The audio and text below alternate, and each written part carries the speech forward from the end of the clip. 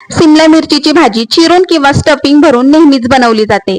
कित्येकदा ही भाजी आवडतही नाही, पण जर अशा पद्धतीने एकदा बेसन सिमला मिरची करून पहा, नावडती भाजी सुद्धा आवडती होईल.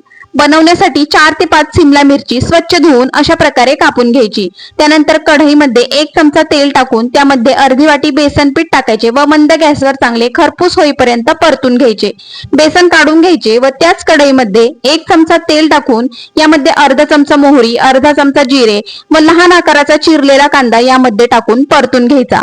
तसेच 1 चमचा आलं लसूण मिरचीची पेस्ट टाकून कांद्यामध्ये परतून घ्यायची.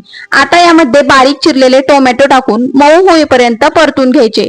त्यानंतर यामध्ये पाव चमचा हळद, अर्धा चमचा धने पावडर, 1 चमचा गरम मसाला व अर्धा चमचा लाल तिखट टाकून सर्व मसाले मिक्स करून घ्यायचे व यामध्ये चवीपुरते मीठ टाकून पुन्हा एकदा परतून घ्यायचे.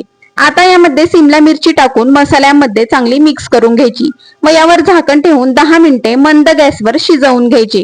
झाकण काढून यामध्ये भाजलेले बेसन टाकून सिमला मिरची मध्ये मिक्स करून घ्यायचे व झाकण ठेवून 2 मिनिटे वाफ काढून घ्यायची. झाकण काढून यामध्ये बारीक चिरलेली कोथिंबीर टाकून भाजीमध्ये मिक्स करून घ्यायची. बेसन सिमला मिरची झटपट बनवून तयार आहे. रेसिपी आवडली असेल तर व्हिडिओला लाईक करा व चॅनेलला सबस्क्राईब करा. धन्यवाद.